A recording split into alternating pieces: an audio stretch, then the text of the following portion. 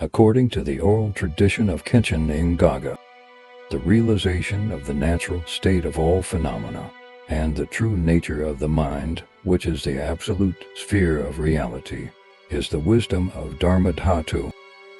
The unobstructed clarity of Rigpa's naturally rising radiance is the mirror-like wisdom. The realization that all phenomena have always been of equal taste within great rigpa-awareness is the wisdom of equality.